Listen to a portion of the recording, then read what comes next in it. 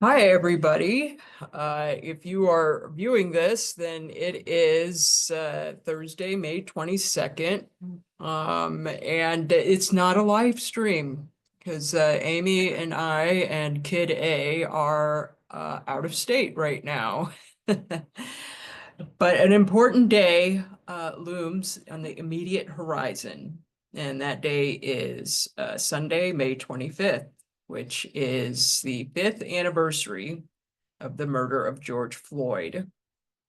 And so we wanted to um, spend this next 30 minutes um, bringing attention to that, because one thing that we've seen at the Lois Curtis Center is that as the years have gone by, the interest um, in the story of how George Floyd died on May 25th, 2020, wanes year after year after year. And that is to say it's unacceptable is a grotesque understatement. Um, Well, and to say that it is hyperbolic or to say that it is untrue would also be evidentiarily a patently false accusation because that is what has happened. Right. And with the waning interest in the story of George Floyd's murder has also come the waning interest in any meaningful work, let alone conversations with regards to dismantling systems of oppression, systemic racism, intersectionality. All of these hot button terms, well, at least they were 5 years ago. And the just the shocking first the shocking replacement of conversations and work pertaining to dismantling systems of oppression, uh, uh, assessing systemic racism and intersectionality, a reversion to DEI initiatives, and then and then a repealing of DEI initiatives. And so, the past 5 years have been something. And those of us at the Lois Curtis Center have been, uh, as far as the big disco is concerned, we found ourselves 5 years ago at the eye of the storm, and then we found ourselves at the periphery. And so we've got kind of an interesting vantage point as far as the past 5 years are concerned. And so we wanted to take a little bit of time and just talk through all of that. So like Amy said, this isn't her hyperbole that we're talking about. There have been actual studies on the phenomenon, Phenomena. phenomena, phenomena, uh, the issue of white people in the immediate aftermath of George Floyd's murder having engaging in activities that resembled a commitment to assessing and addressing systemic racism, and a rapid decline of interest in that issue as recently or as so summer of 2020, lots of interest. Joe Biden got elected, and then what happened to the interest? There have been actual studies on this issue. One of which was this month published in the Personality and Social Psychology Bulletin. So once again, no matter what our naysayers want to insist, we are not just talking out of our asses, folks. Well, I am. So yeah, what gives? What gives? So, well, interestingly enough, so the study, did it without getting into like the really nitty gritty details, because it is an academic study in all of its glory. If you read the actual study, which I did, so it talks about it, kind of some of the stuff that we talk about here too. It talks about, responses to explicit and implicit bias. And it sort of is a temperature taking, and it takes those, it uses different things, different measurements to gauge, the presence of implicit and explicit bias. But more, to me, the more interesting thing was it it it was more of a gauge of people's interest Yes. in exploring bias, post George Floyd, and then sort of as time marched on, without these folks carrying an interest. And Curiosity. yes, and so I mean, and honestly, in some of the best, and quite frankly, interestingly enough, the simplest types of anti-racism trainings that I participated in, both pre and post George Floyd, quite frankly, um, you know, the thing, that to me that stuck out, um, as the antidote, right? The one necessary element that folks needed to have in order to begin to sort of move toward an anti-racist mentality is curiosity. Is that openness and that non-defensiveness and that curiosity, that willingness to accept that the reality that you have taken for granted isn't a reality, and that by asking questions and opening your mind, you could see, different perspectives. But in any event, so this study looks at implicit and explicit bias. It measured it, and then it measured people's willingness to sort of engage in activities of curiosity, or ongoing, sort of evaluation of their implicit and explicit bias.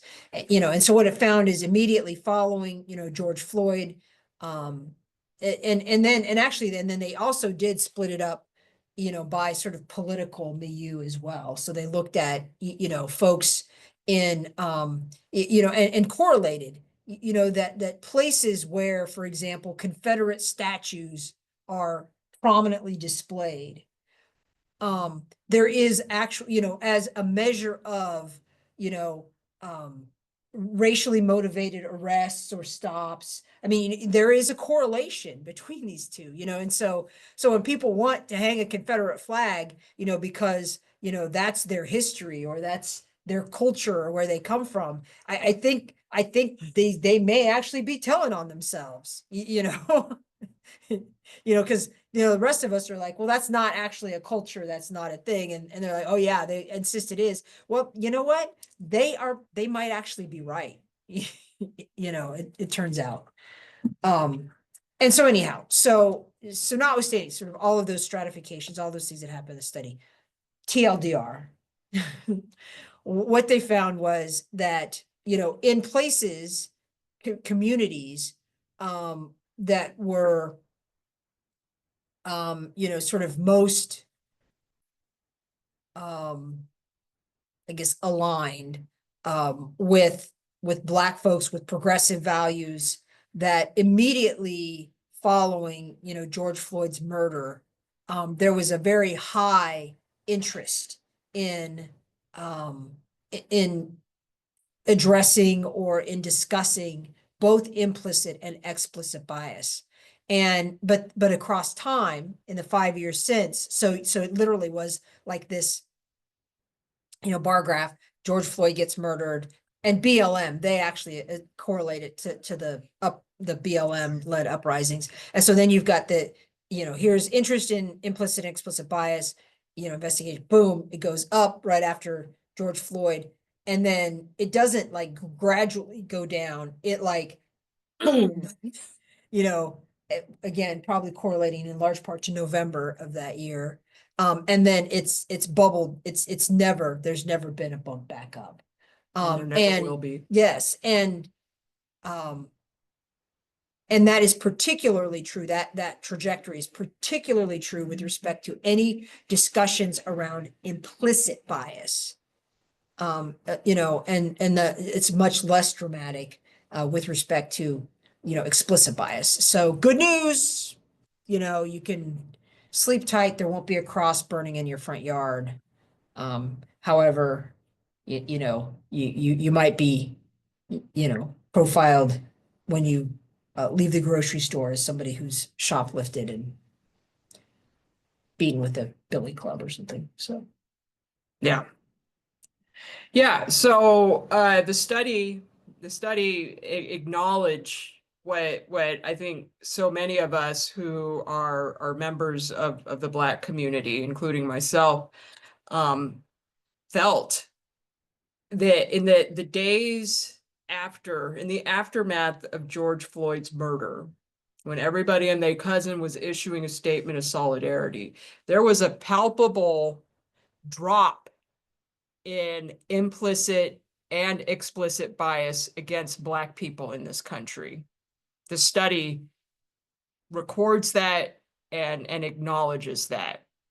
And then they indicate as attention to the movement decreased, and I would argue that attention to the movement decreased because Joe Biden was elected in November. So we had this window, basically June, July, August, September, October, where a portal opened and Black people got to be human beings for a very limited time only in the United States. And then that portal slammed shut when Joe Biden was elected, and the vast majority of non-Black people who had issued statements of solidarity, who had participated in implicit bias trainings. I'm a person that in the big disco was doing trainings around the clock. And so I experienced that surge of interest personally. But that all just, as the study acknowledges, it just dropped. And as Amy said, it didn't just, quietly coast to a stop. It was a drop that a lot of us personally felt. I mean, honestly, I still recovering from it. Um, and so, there Joe Biden was elected, inauguration day happened, and all of those promises that were made in the summer of 2020 when that portal was opened, um, were just sort of cast aside.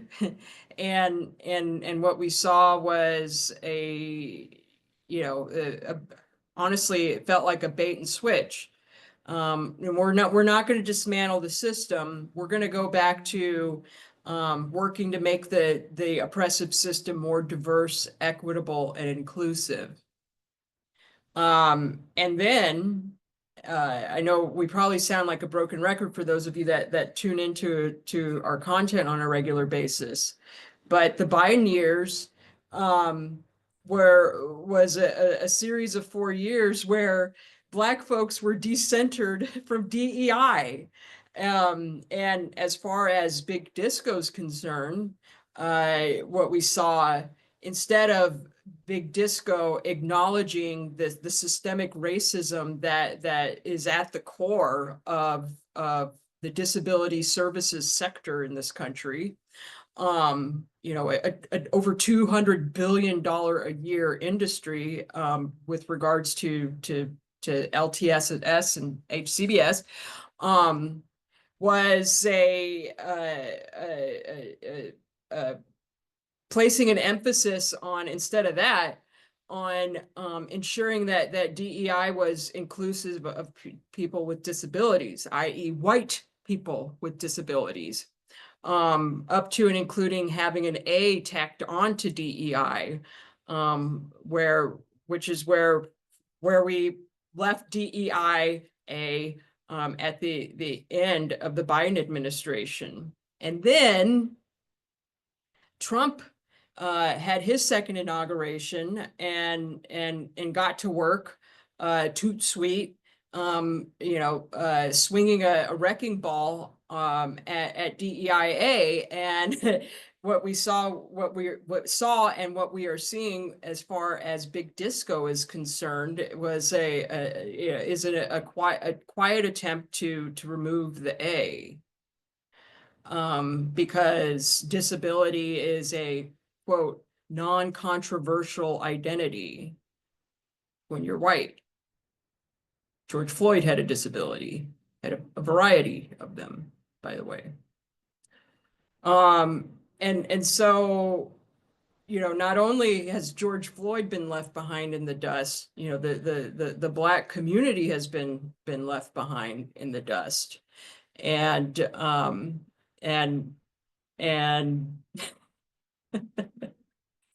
and it's basically, thank you.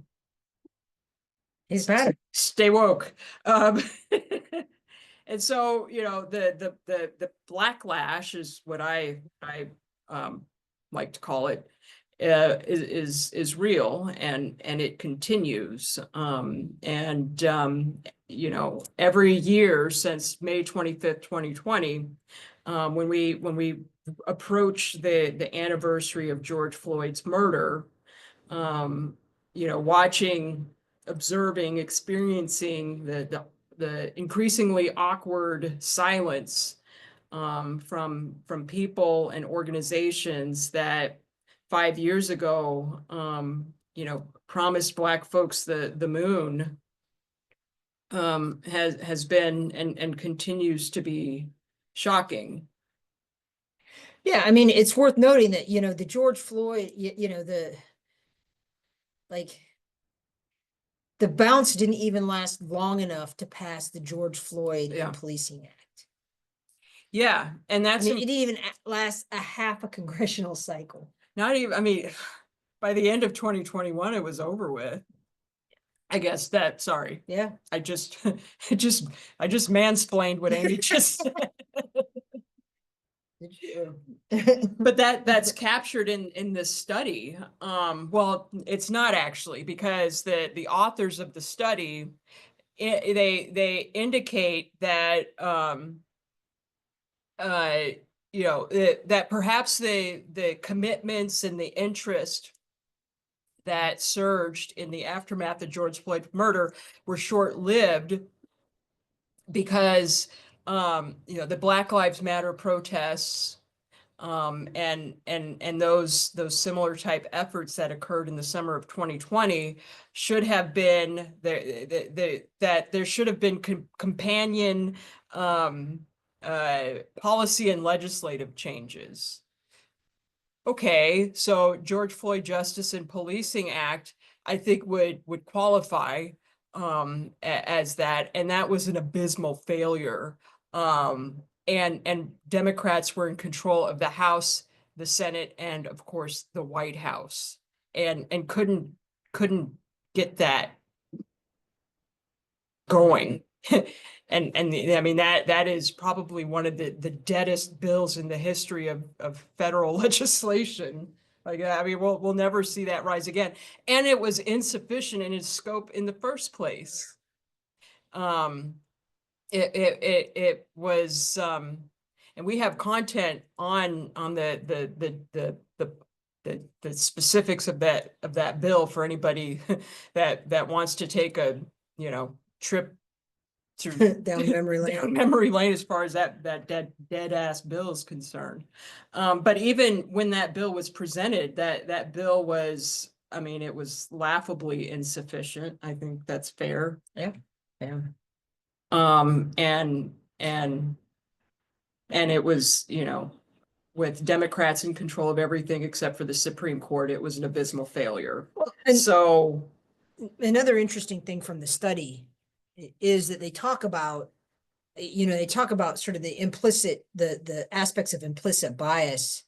And I mean, so it's interesting. The study on the one hand is like, yes, companion legislation would have been good. But I mean, one of the things that struck me about the study was that they they acknowledge, or the matrices they use to make measurements and to sort of evaluate things acknowledges that explicit by that passing laws that address explicit bias, even passing laws attempting to address implicit bias, that really, quite frankly, social mores and social norming has more of an impact right. than yeah, I mean, so so what's needed isn't a bill, or I mean, isn't a new civil rights act or anything like that, right? It is that that people fundamentally need to recognize the humanity of Black folks, right? I mean, So it's simple. What was needed was, and what is needed is for folks to dust off the promises that they made 5 years ago and follow through with them. One thing that I've experienced over the years, has been, over the past 5 years, has been people reaching out to me, people in organizations interested in trainings, and in having conversations with these folks. One thing that I've heard, I don't do those types of trainings anymore, but one thing that I heard from every single person was, we want to make sure that this training ends with action steps for people. People want to feel like they have a to-do list when they leave these types of trainings, and we want to make sure that they have that. And so towards the end of my time doing these trainings, I grew weary of that demand. And I started telling folks, I don't need to do that, because what the action steps are the promises that they made, 5 years ago. They need to go find those, and they need to follow through on that. And shockingly enough, nobody wants to hear that. But it's true. You can't legislate change. The only change that happens is interpersonal, and then it reflects, if it reflects at the legislative level, it's only after the change happens, in the arena of the public sphere. I mean, we saw this with the fights for $15 an hour wages in workplaces. Legislative cycle after legislative cycle, you had folks like Bernie Sanders, making it look like they had sweat on their brow as they tried to, boldly fight for $15 an hour. But it didn't happen at the legislative level. It happened, at the human level, place by place by place by place. And then it became a more widespread thing. And that you can't legislate change. That's just not the way that humans work. well, it's not the way the system's designed. And right. because the change that's needed is so radical, Right. that an existing tripartite form of representative democracy couldn't do the trick. Right. The system wasn't designed to accommodate change. That's why it's so difficult to confirm. Are we? It sounds like we might have switched to a different. Does my kombucha have too much booch in it? Am I slurring my words? No. Okay. But the system wasn't designed for change. That's why it needs to be dismantled. And the fact of the matter is, and I don't think anybody wants to hear this necessarily. And given not just the behaviors of white people over the past 5 years, but the behaviors of pretty much everybody, nobody wants to dismantle the system. They just want the system to not fuck them over personally. And so the fact of the matter is not only does the system need to be dismantled, but we need to come to terms with the fact that that needs to be a regular occurrence.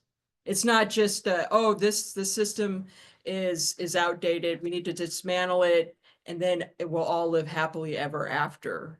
That actually needs to be something that is a regular occurrence in our civilization. And How are we ever going to amass massive amounts of wealth if we're having to re-govern ourselves every few years? It's so unreasonable. It's really going to get in the way of my hoarding, you know. Yeah. Yeah. And my, low-key benefiting off of the, outright enslavement of people I will never come, face to face with. Well, yeah, and this whole hanging out on stolen land. Right. But, my Prius makes it all better. My Tesla. Yeah. Well, in July of 2020, I attended 10 DEI trainings, so. Yeah. Wow. Did you get a punch card? Man, that's what we should have done. That the fatal flaw. I That's should have right. handed out punch Yeah, cards. and then had like an ice cream cone at the end or something. Participation trophies. We're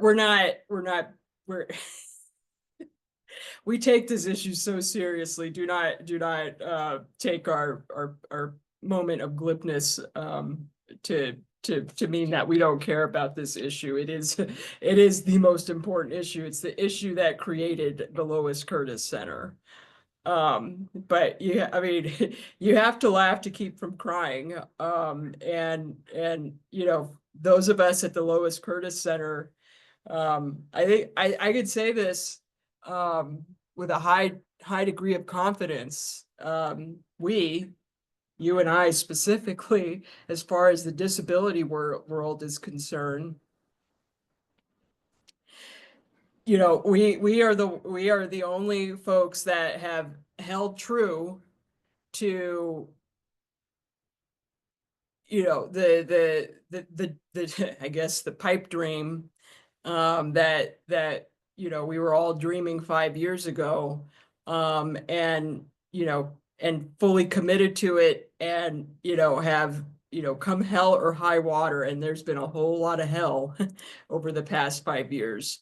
Have maintained a commitment to holding our little corner of the universe, so Big Disco, accountable to following through on the promises that it made 5 years ago, at the expense of career, of funding, of our health and well-being at times, our friendships, the social death that precedes the actual the social death that precedes the actual death, to quote the Rehabilitation Act of 1973.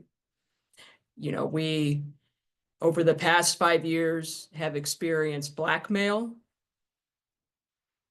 have experienced, whisper campaigns that have led to us being hunted like animals. And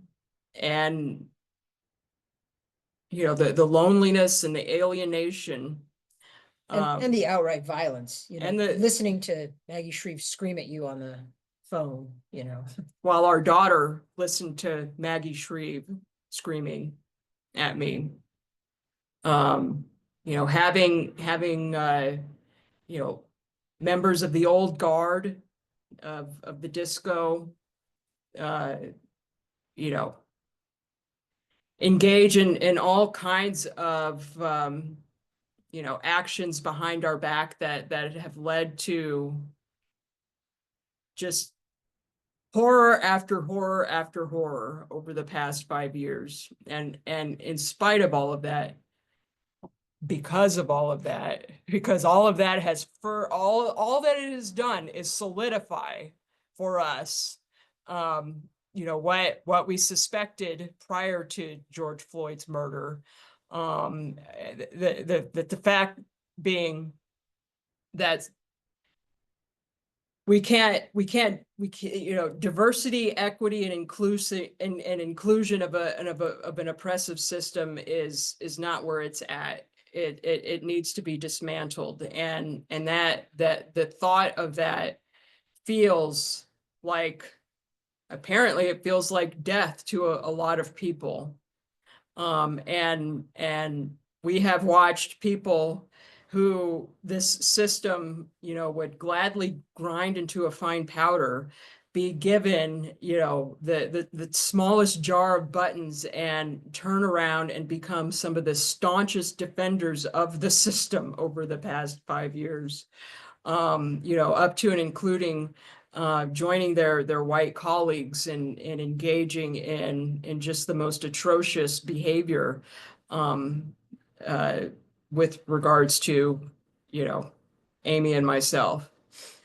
And so, we know how important this work is, and at present, given the parameters that the current White House administration has placed on disability organizations that receive federal funding, we are the only disability service provider in the country that is intentionally operating at the intersection of systemic racism and disability.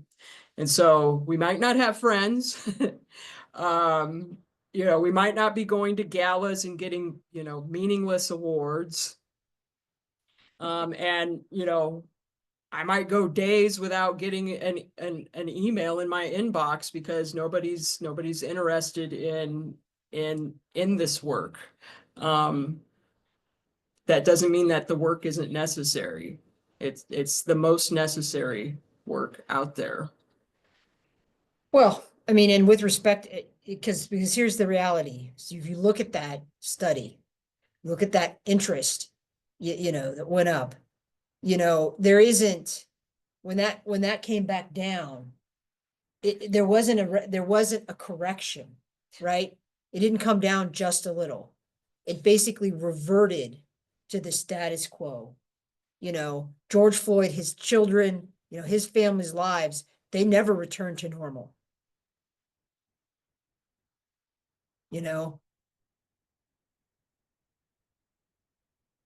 But people's willingness to recognize the systems and the situations that put his neck under that officer's knee for 9 minutes, they had no problem going back to that baseline. It's not like things got incremental, all these people that would be radical incrementalists. It's not like things got a little bit better. They did absolutely, if you look at the study, they absolutely did not. What we know is they absolutely did not. Everything is just as bad as it was the 24th of May of 2020 for Black and brown people, and in particular for Black and brown disabled people. The difference is that the difference between May 24th and May 26th, and May 26th, right, of 2020, is that people for a few minutes pretended like they thought they cared. And the pretending, that's easy. That's easy for folks to pretend to care and then to go back, But what it means and what we know, what we've been talking about time and time again, is we know that George Floyd was not the last. No. There have been hundreds of Black disabled folks killed by the police since then. It's just, it doesn't even get that blip anymore. Just flatline. And I think it needs to be said, and I'm the one to say it of the two of us. And then I think we'll leave it at that. But you know, a mitigating factor in that line, you know, just going down as rapidly as it did at the end of 2020 was, you know, there were melanated people who seized the opportunity to basically sabotage the efforts of other melanated people who were working to to bring our community as a country, the United States, to a place where we could shift from having conversations about dismantling systems of oppression to conversations about how do we do that? How do we root out systemic racism, in the words of former President Joe Biden? And there were people who are melanated who stepped in at that pivotal point in United States history and went to white people and said, you don't have to do all that. You know, just let me have the vice chair of the DEI committee of the organization. Let me have that position. Let me have the Coca-Cola contract. You know, let me lead a superficial initiative for you and your organization. We don't need to do all that dismantling stuff.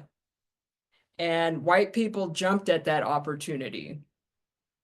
And the melanated people that were willing to you know, provide them with the bungee cord, most definitely participated in the downfall of you know, the potential that we saw, the unprecedented level of potential that we saw manifest in the summer of 2020.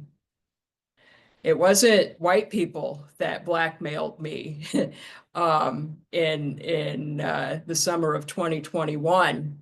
And then the minute I was run out of independent living, snuck in the back door and did DEI training in all the places that I exited. It was melanated people.